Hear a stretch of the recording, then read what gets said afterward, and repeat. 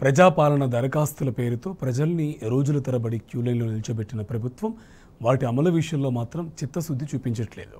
ఎన్నో వ్యయ ప్రయాసాలు కోరి పెట్టుకున్న అప్లికేషన్లపై అధికారులు తీవ్ర నిర్లక్ష్యం వహించారు.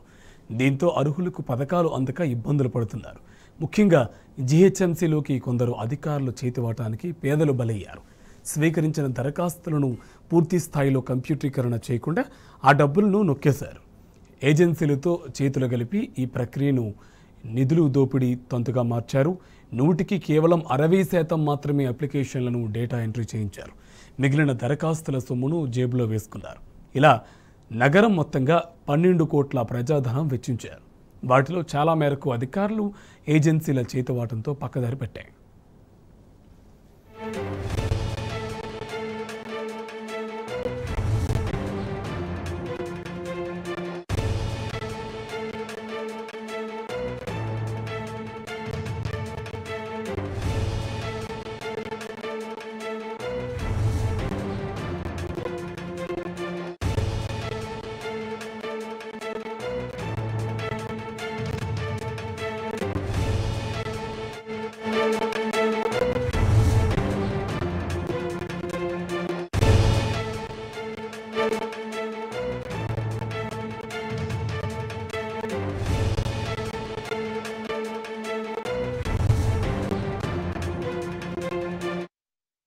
నగర వ్యాప్తంగా 600 కేంద్రాల్లో ప్రజాపాలన దరఖాస్తుల స్వీకరణ జరిగింది.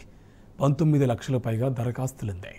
రేషన్ కార్డు, ఇల్లు, ఇతర పథకాలకు మరో 5.7 లక్షలు కలిపి మొత్తం 24.7 లక్షలు అర్జీలుందాయి. ఆ వివరాలను కంప్యూటర్లో నమోదు చేసి ప్రక్రియను జీహెచ్ఎంసీ చేపట్టింది. డిప్యూటీ కమిషనర్లకు వాటి బాధ్యత ఇచ్చారు.